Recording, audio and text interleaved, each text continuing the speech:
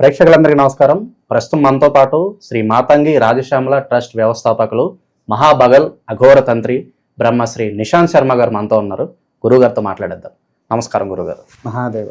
గురుగారు, జూన్ మాసంలో కుంభరాశి వారి పరిస్థితి ఎలా ఉండిపోతుంది? ప్రస్తుతానికి గ్రహస్థితి ఎలా ఉంది? ఎలాంటి జాగ్రత్తలు రెమెడీస్ అవసరం అంటారు ఈ రాశి వాళ్ళకి గురుగారు ఈ నెల?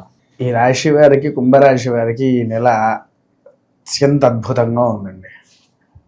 అనుకూలమైన పనులు సక్రమంగా సాగుతూ ఉంటాయి. కొత్త కొత్త ఆస్తులు కొనుక్కోవడాలు, భూమిలు కొనుక్కోవడాలు, గృహాలు ఒక్క గృహంతో ఆగరు, 2-3 అయినా కొనుక్కునే అవకాశాలు కుంభరాశి వారికి ఈ నెలలో అత్యంత అద్భుతంగా ఉంది. రెండవది వచ్చేసేసి ఏంటి అని అంటే, కొత్త కొత్త మిత్రుల పరిచయాల వల్ల వారి జీవితాల్లో తెలియని మార్పులు వస్తూ ఉంటాయి. ఓకే. కొత్త కొత్త మిత్రుల వల్ల వాళ్ళ యొక్క జీవితాల్లో మంచి మార్పులు వస్తాయి. అంటే పూర్వంలో మామూలుగా ఉండేవారికి ఇప్పుడు స్థిరత్వం అంటే ఏంటి అనేది అర్థమయ్యే ఏకైక మాసం ఇది. ఈ మాసంలో వారికి సకల విజయాన్ని కూడా అందింపజేస్తూ ఉంటుంది. ఇంకొకటి కూడా ఏంటి అని అంటే, ఈ యొక్క మాసంలో, జూన్ మాసంలో కుంభరాశి వారికి కొద్దిగా అనారోగ్య పాలయ్యేది కంపల్సరిగా ఉంది. అనారోగ్యం అంటే అది ఎటువైపు అనేది కూడా చెప్పడం కష్టమే. కాకపోతే ఒకటేంటి అని అంటే, అనారోగ్యంగా వీరికి ఎక్కువగా ఏం వస్తుంది అనేటువంటిది విషయానికి వస్తే, వెదర్ పడకపోవడం, వెదరు అనుకూలంగా వారికి ఉండదు. జలుబు, దగ్గు, గొంతులో నొప్పి, ఛాతిలో నొప్పి అటువంటి మాటి బాగా వస్తూ ఉంటాయి. అవి బాగా ఎక్కువగా ఉంటాయి కాబట్టి అదొక్కటి చూసుకుంటే నడుస్తూ ఉంటుంది. విద్యార్థులు మాత్రము కొద్దిగా మందగస్తులు అవుతారు. ఓకే. అంటే వారికి అనుకూలమైనటువంటి చదువు రాదు. పిల్లవాడికి ప్రతిరోజు ఉదయం పూట సరస్వతీ లేహ్యం తినిపించడం వల్ల వాడికి కాస్త మందబుద్ధి తగ్గి ఇంకా పెరుగుతూ ఉంటుంది. మళ్ళీ ఈ యొక్క నక్షత్రం, ఈ రాశుల్లో ఉండే కుంభరాశి వారి యొక్క పిల్లలకు కూడా వారి యొక్క పిల్లల మెడలో మరకత గణపతి కానివ్వండి, పగడ గణపతి కానివ్వండి లాకెట్స్ దొరుకుతాయి. అవి తెప్పించి లాకెట్స్ తయారు చేపించి పిల్లవాడి మెడలో కట్టించండి. సక్రమమైనటువంటి చదువులో ఉంటారు. ఇంకొకటి కూడా ఏంటి అని అంటే, ఇక్కడ కూడా పిల్లలు వ్యసనాలకు అలవాటయ్యే అవకాశము 100కు 1000% కనిపిస్తున్నది. పిల్లలు కూడా ఇందులో వ్యసన పరులు అవుతారు. అది చూసుకోండి. దానివల్ల మీ పిల్లల్ని కాపాడుకోండి. అదొకటి. తర్వాత సైనిక రంగంలో ఉండే ప్రతి ఒక్కరు కూడా విజయాన్ని సాధిస్తారు. వారు అనుకున్న విజయాన్ని పొందుతారు. రాజకీయంలో ఉండేటువంటి వారికి కాస్త ఇటు పోవాలా అనేది అర్థం కాకుండా గోడ మీద పిల్లిలాగా పాపం వ్యవహరిస్తూ ఉంటారు. ఏమి చెయ్యాలా ఏంటిదా అనేటువంటిది అర్థం కాకుండా, అంతే తప్ప వేరే ఏమీ లేదు.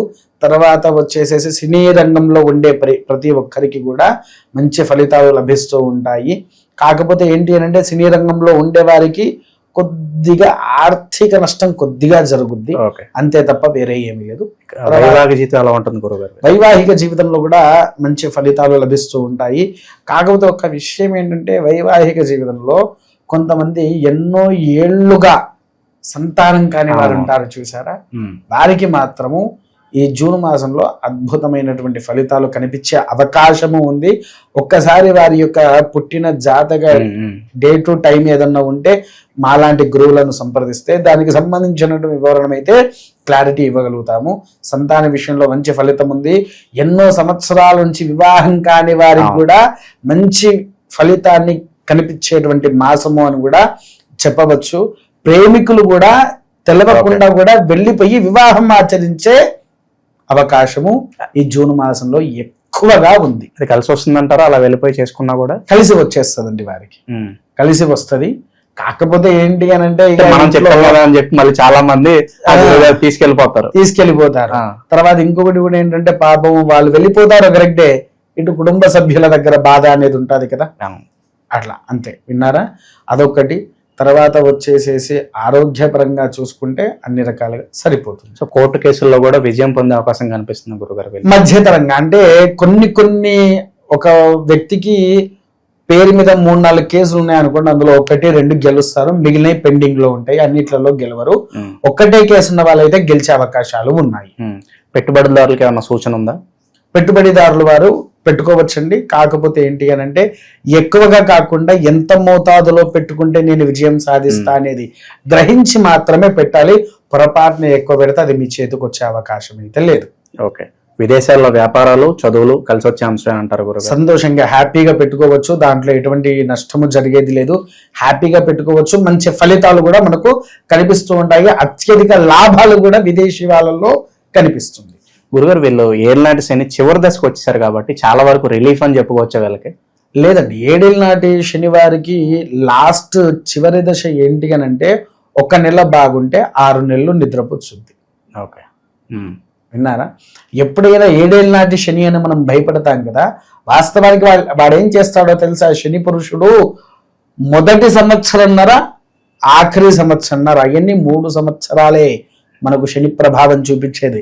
మధ్యలో ఉండే ఈ 4 సంవత్సరాలు మనల్ని ఎంత పైకి తీసుకుపోతాడో అంత పైకి తీసుకుపోతాడు.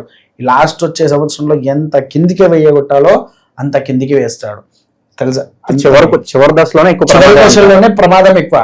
మొదటి ప్రారంభంలో అంటే ప్రారంభమయ్యే 6 నెలల ముందు నుంచి కలుపుకొని సంవత్సరంన్నర విన్నారా, ఎండింగ్ వచ్చేది సంవత్సరంన్నర. ఈ 3 సంవత్సరాలు జాగ్రత్తగా ఉంటే మనకి ఏ అభ్యంతరం లేదు. కాకపోతే ఇప్పుడు వీళ్ళకు అదృష్ట మాసము, కుంభరాశి వారికి ఇది అదృష్ట మాసం కాబట్టి వారు హ్యాపీగా ఉండవచ్చు, ఎటువంటి ఇష్యూ అయితే లేదు.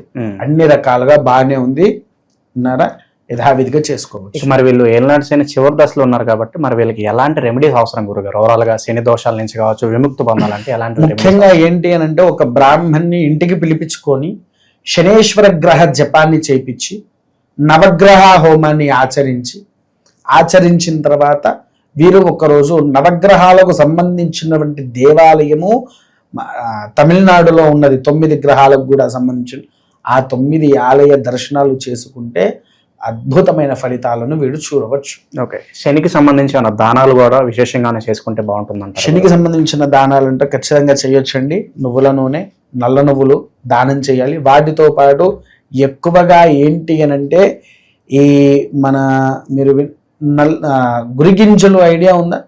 గురిగింజల్లో నల్ల గురిగింజలు అని ఉంటుంది. గురిగింజలతో మాల తయారు చేసింది ఉంటుంది.